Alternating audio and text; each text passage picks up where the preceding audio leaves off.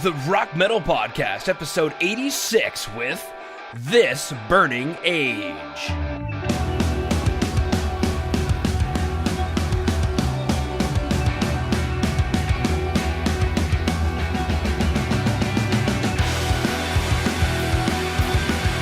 Rock Metal Nation, what is up? This is John from the Rock Metal Podcast. That sample you just heard was Conceal by This Burning Age, who I've got on the show with me right now. They're an alternative electro rock band from Birmingham, UK, and we're going to be listening to that song as well as one other while finding out more information about the band. John Friday, welcome to the show. Hi, Hello, John. Thank you for having us on. Absolutely. Thank you for being on the show, Joyce. No, thank you very much for having us. Absolutely. Let's go listen back to that track, Conceal.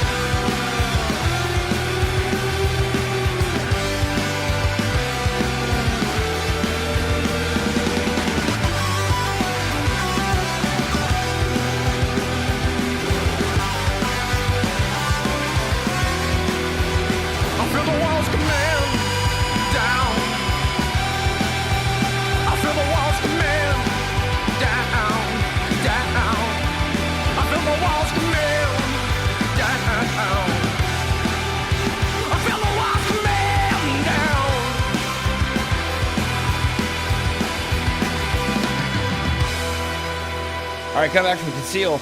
Big opening track for the show. I love the synth in the track. Okay, great. I'm glad you do, man. It's it's part of our sound. We just try and combine synths with layered guitars and kind of get a new wavy kind of alt electro kind of thing going on. So I'm glad you like it. Yeah, it really complements. I don't know if you guys made the guitar first and then the synth, or the synth and then the guitar, but the two of them definitely play off each other in a way that I personally like a lot. Okay, it was at the same time, actually. It was written at the same time, so it was they're supposed to be sympathetic to each other. So yeah, I'm glad you like that. Wow. What's the story or inspiration behind Conceal? So it's a track that we've had kicking about for quite a few years. I mean, we've been together about 10 years now. Yeah. So is the band. And we used to play Conceal an awful lot live, going back 5 or 6 years ago. And it was very energetic. And compared to our other tracks, it was probably the most sort of stereotypical live rock band track that we had on. It was full of energy and very sort of a guitar heavy for us. And we thought for this particular EP that we just released at the end of September, it'll be really fun to get back into the studio to really try and break it apart and look at it in a different way. And so we've actually ended up with an arrangement that, even though it's very similar to what we used to play live, it has sort of evolved and adapted somewhat. And in terms of the story and inspiration, well, Friday, you wrote the thing. Yeah,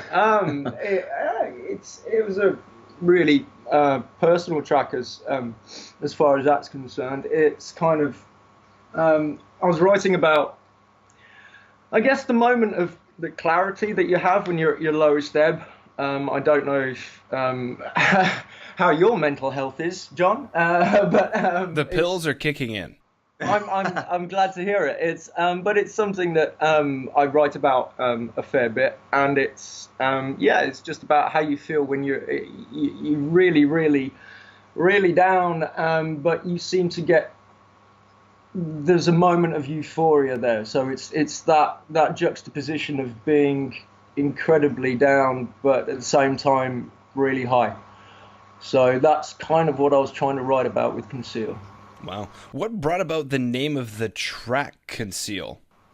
Well, it's not explicit in the lyrics. I like to try and obfuscate things a fair bit in my lyrical content. So a lot of it is, without sounding too highbrow, is conceptual. So a lot of it can be what you bring to it. But it's, again, touching on mental health stuff and how you deal with that every day.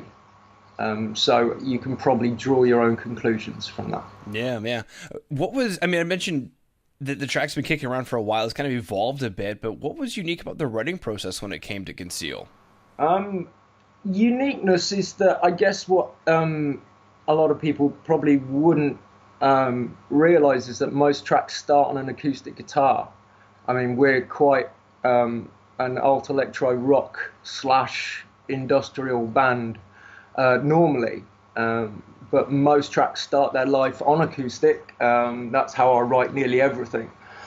And so, yeah, it was literally just that main riff. And the lyrics came next, which again is really unusual for me, because lyrics normally come towards the end of the writing process. But yeah, that's kind of how Conceal was formed. Wow, cool stuff. And that's obviously a little trick that's trickled its way into the interviews over time, is that if the song is not capable to stand on its own as a campfire song, right, then really is there a song, or how do you build upon that? I'm just kind of curious, from your own perspective, how do you go from the campfire song to getting white girls to dance? Like, do white girls just start dancing to the acoustic guitar and you're like, that's it, and then you go from there? Like, how does that work? Every time. What we normally do is play the track and then count the number of white girls that are dancing. If it's more than 10, then we know we've run to a winner, and we start developing it. If it's less than 10, then we shelve it immediately. I mean, 8 is kind of the sort of sweet spot. It is. I mean, do we kill it right there, or do we pursue it further, kind of thing? Campfire songs, seriously. Have you ever done a song around a campfire? I have done a song around a campfire. Have you? Yeah, and it was very spiritual and very enjoyable. Yeah. I expect that from you. There's an amazing thing about a group of people sitting in a circle, and one person has got a guitar, and the whole group just starts singing. You see, I'm too angry for that. I would get really, really annoyed at that. Oh, we should do it. We should do it. We'll go on a band camp out. We'll invite a whole bunch of white girls, and we'll see what happens. perhaps we could come over to Canada, John. You'd have us.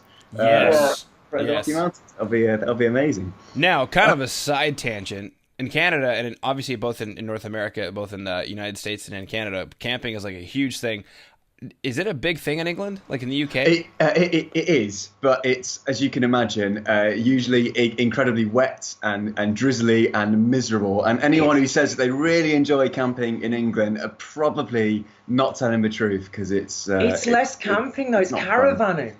We have caravans over here so much, And there's it's something not about good. caravans. Not cool motorhomes. You guys have really cool motorhomes and RVs, and we have just really Something annoying about, caravans. like the Perspex white caravan, which is stuck in the 80s with all the 80s furniture, which has got cigarette butts stubbed out. It's all in beige.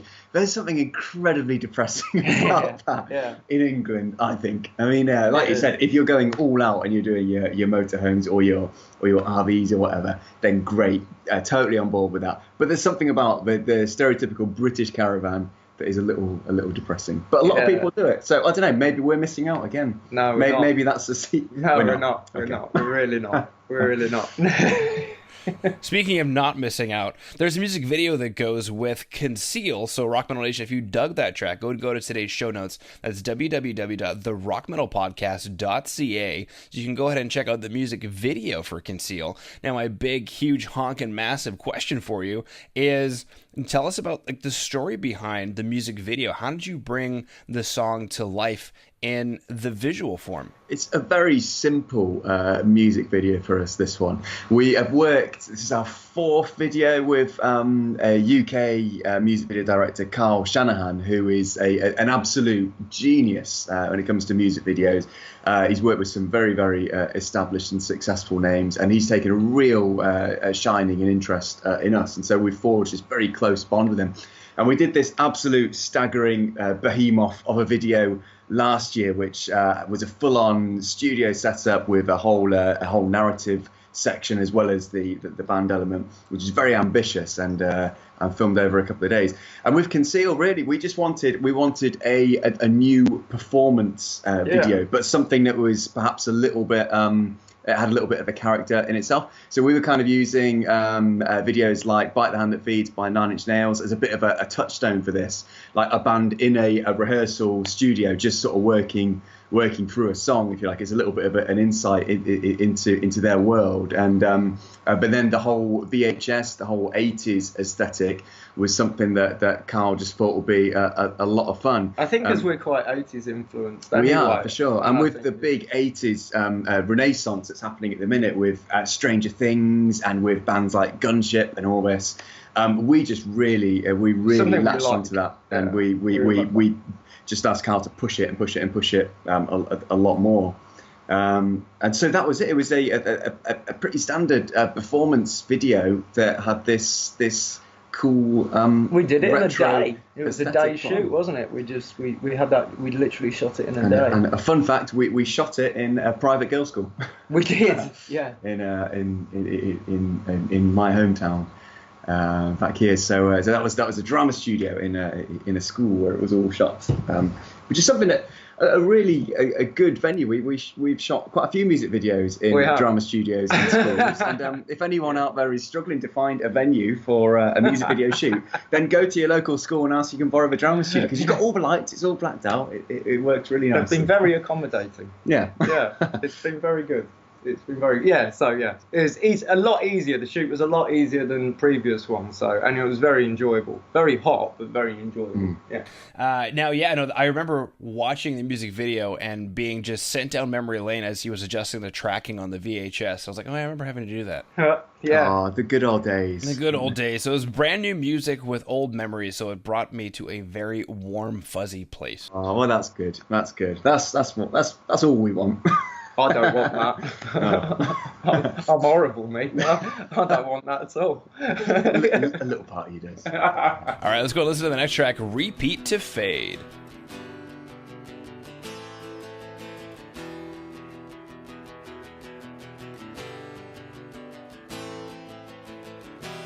Standing tall but hell-bent, kissing hard, silent, sugar slick, her eyes red.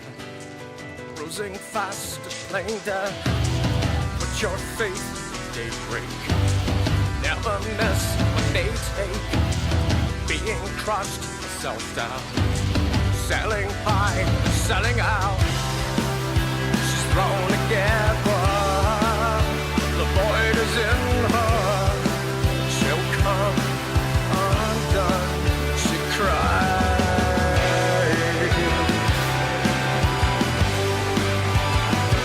Repeat to fade. Repeat to fade.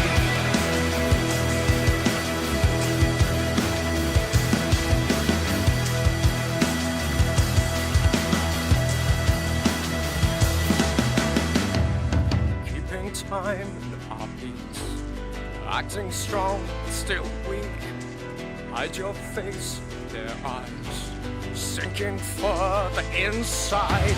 Tomorrow will be better, flying high, better. Tidal waves crashing, waking up, drowning. She's thrown together, the void is in her. Come undone, she cries.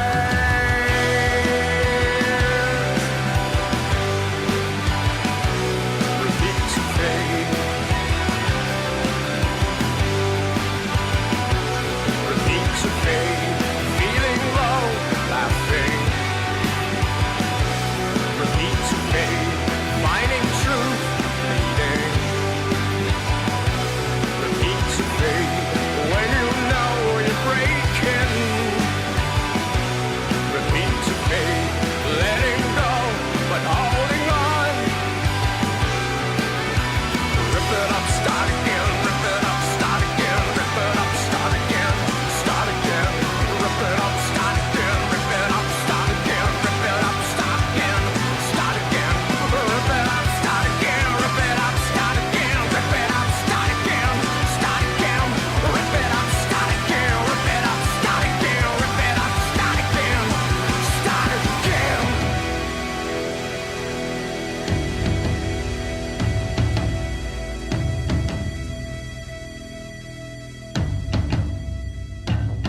Coming back from Repeat to Fade, definitely a different vibe, I think, than Conceal.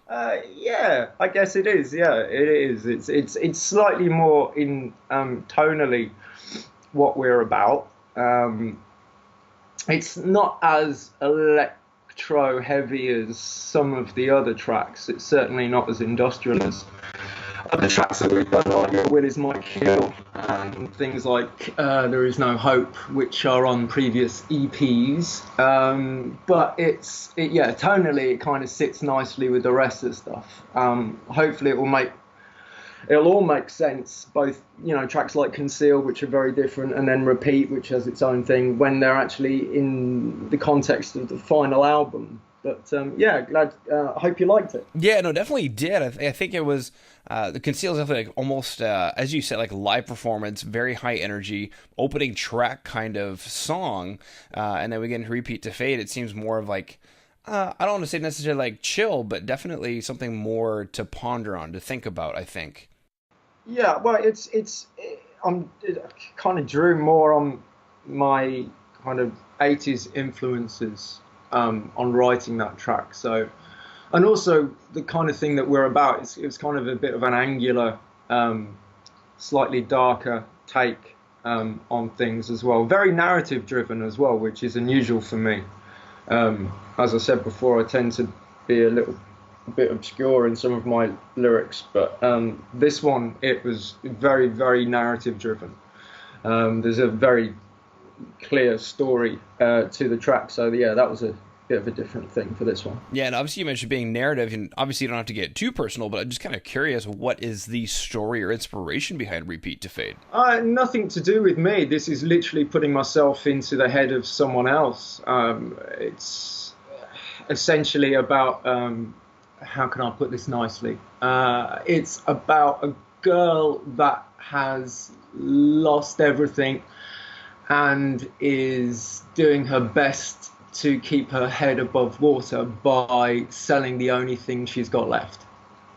So is that a nice way of putting it? I think that's a nice radio-friendly way of putting it. So yeah, I think that's about it. That about sums it up. All right. What about the name Repeat to Fade? A couple of things actually. It's a direct reference to the story, to what's actually going on in the song, and it's also a little post-punk reference as well. There's a whole punk post-punk thing. It's a little nod to that. If you ever want to do a little bit of research, just stick in Repeat to Fade, and you'll probably come up with a few interesting references. So. Yeah. Now you mentioned obviously there's the post-punk references. You mentioned a lot of '80s influences. What was unique about the writing process? This track again. I mean, we seem with our latest EP, Salvation, with 3 tracks on it. We have really gone on a trip down memory lane down this. I mean, we said about the 80s vibe and how Conceal was a live track that we brought to the studio. Repeat to Fade was actually a track that existed on our first album, which is called A Muzzle to the Masses, which Friday actually did as a one-man show way back in the day. I mean, this is going back 10 or so years ago. It was track 3 on a 10-track album. Oh, and you remember that? Absolutely, yeah, absolutely. I love you for that. And so we've been doing this 4 EP project over the past 5 years, and the latest EP, Salvation, is sort of the end of this little cycle that we've been doing. And when we were in the studio thinking of what tracks we could work on, we thought it would be so fun to revisit one of the original tracks and to pull it forward into the sort of live outfit that we are now. So the track does exist. I mean, you can listen to the original on SoundCloud, and we've got CDs available now. It's all up on YouTube big catalog, and YouTube as well.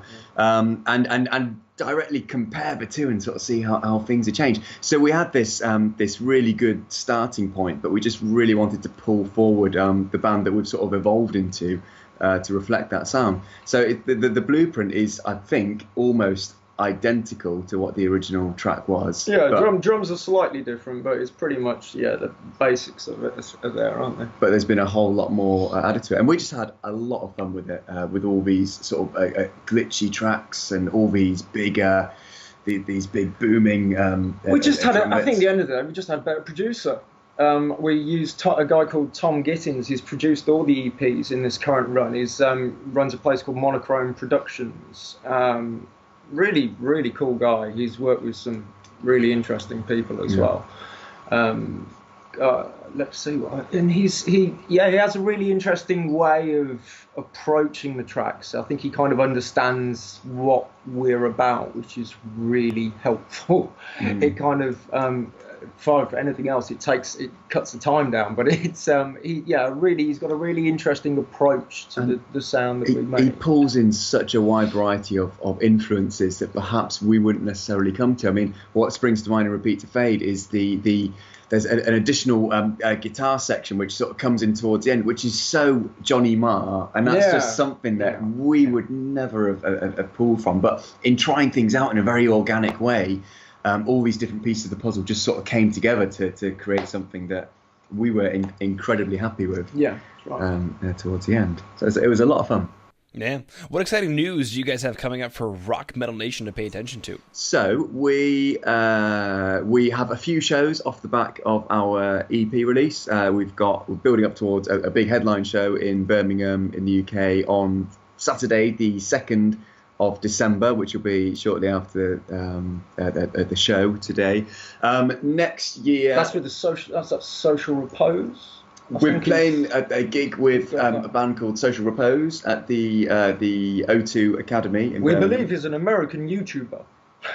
Yes, absolutely. YouTube personality. And he's doing a worldwide, I think it's worldwide tour at the minute. So we are supporting him on his show, along with a band called One Eye Doll, which we're really looking forward to as well.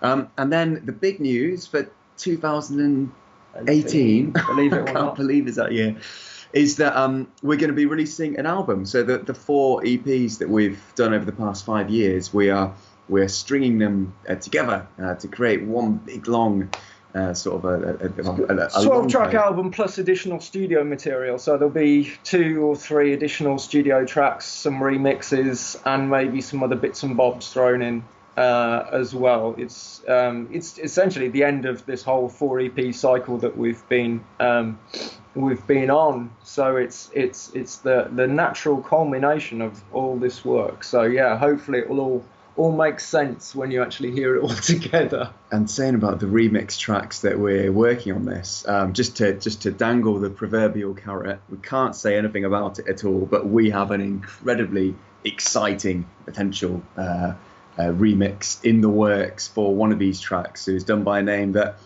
most people around the world will know at the time, but it comes. Can't say anything about it yet because it's absolutely top secret. Yeah. Skrillex. Very exciting. No comment. But that would be awesome. If Skrillex would like to do a remix, then we have other slots available. We'd be up for that. Yeah. I don't know. Skrillex, Steve Aoki, Dead Mouse came to mind, or even just like Drake. Just use something with Drake. I think that'd be cool. Absolutely. Yeah. Oh, that's another exciting thing that we've got happening. Oh yeah. We've John's done... getting really excited next to me now. There's a lot. He's bouncing around like I don't know. I completely forgot Go about on. this. We've done our first official sort of cover track as well, which we will be releasing towards the end of this year. Which we haven't said anything to anyone. We've about said nothing. No, we can't say too. No, it's just when you said Drake, I was like, it'd be really fun to cover a pop song. We have covered a pop song, and it's Hotline Bling. And we've shot a video for it as well, which is still being edited as we speak. And it's very cool. And it's by a very famous female artist. Yes. She's very famous for her hair. There we go. We'll leave it there.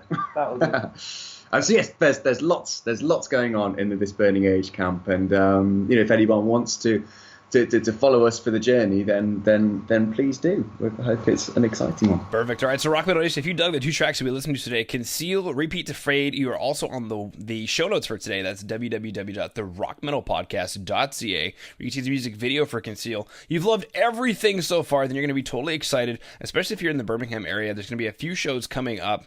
Saturday, the 2nd of December, there's going to be a massive show at the O2 Academy with Social Repose. And then in 2018, I'm going to be releasing a full album that's going to consist of the 4 EPs released over the last 5 years to create a gigantic, big, huge, long, beautiful expose into sonic beauty and the realm of human expanded consciousness. Plus 2 to 3 additional tracks with other bits and bobs thrown in. Is that what it was? Bits and bobs? Bits and bobs. That's the technical term. Yep. Technical term. I believe that's how they class it in EMI when they're releasing an album, isn't it? Extra bits on the album, bits and bobs. Yeah, correct. Yeah. Okay. All right. With a few remix tracks, and then towards the end of the year, which I mean we already are in November at this point of the release of this podcast. So within the next little bit here, we're going to be getting a first official cover track released with a music video. So the next massive logical question for Rock Metal Nation, frothing in the mouth right now, is going to be: I want to know more about This Burning Age. I want to be able to follow you, like you. I want to be able to look at your pictures and go like. How can Rock Metal Nation find out more about you? Is there a website that they should go to? We are on all of the usual channels. So we are on Facebook, we are on Twitter, we have a YouTube channel, we are on Instagram, and we have a website as well, which is thisburningage.com, which will have links to all of those social media channels on there. We're very active on all of them, and there's different things on every single one. Instagram in particular is very, there's a lot of very interesting stuff going on there at the minute. So a lot more insight into what we do, rather than just saying we've got a show coming up and all that kind of thing. So hopefully there's something for everyone in all of the above. Fantastic. All right, so Rock Metal Nation, if you are on social media, you can definitely look up This Burning Age anywhere on social media. And if you want to go ahead and go to thisburningage.com, it'll be the main hub where you can find out all the information you need, and you can also find your social media channel of choice. Now, John, Friday, unless there's anything else you wanted to throw out there, I just wanted to thank you for taking time out of your day to come on to the Rock Metal Podcast and share your creativity with Rock Metal Nation. Oh, thank you, John. Cheers Thank for you having us. so much for having us. It's been a real pleasure. Standing tall but hell-bent, kissing hard, silent, sugar slick, her eyes red. All right, Rock Metal Nation. Hopefully you just found your new favorite band in This Burning Age. Big thanks again to them for coming on and sharing their music with us. Make sure to head over to www.therockmetalpodcast.ca to get all the information on the show you just heard today. And until then, rock on, Rock Metal Nation.